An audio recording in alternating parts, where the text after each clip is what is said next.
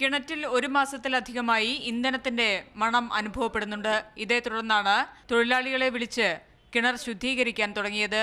എന്നാൽ തൊഴിലാളികൾ എത്തിയപ്പോൾ കിണർ തുറന്ന ഉടൻ തന്നെ വലിയ ഗന്ധം അനുഭവപ്പെട്ടു. തുടർന്ന് ബക്കറ്റിൽ കോരി നോക്കിയപ്പോഴാണ് മുഴുവൻ ഇന്ധനമാണെന്ന് കണ്ടത്. ഇവിടെ കിണർ തോണ്ടാൻ വന്നതിന് സ്ലാബ് പൊന്തിച്ച് എടുത്തപ്പോൾ അതിൽ പെട്രോളും ഡീസലും കൂടെയാണ്. വെള്ളമില്ല, ഞങ്ങൾക്ക് മോട്ടറിൽ വറ്റിക്കാൻ കഴിയില്ല, കത്തിപ്പോവും. എന്തോ ഭാഗ്യത്തിന് ഞങ്ങൾ രക്ഷപ്പെട്ടു. പിന്നീട് ഫയർഫോഴ്സും നഗരസഭയുടെ ആരോഗ്യ വിഭാഗവും സ്ഥലത്തെത്തി പരിശോധന നടത്തി.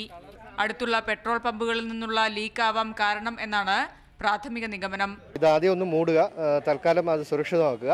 അത് കഴിഞ്ഞതിന് ശേഷം പോലീസിൽ റിപ്പോർട്ട് ചെയ്യുക. എവിടെ നിന്നാണ് ലീക്ക് എന്നുള്ളത് കണ്ടുപിടിച്ചതിന് ശേഷം തുടർ നടപടികൾ സ്വീകരിക്കേണ്ടി വരും.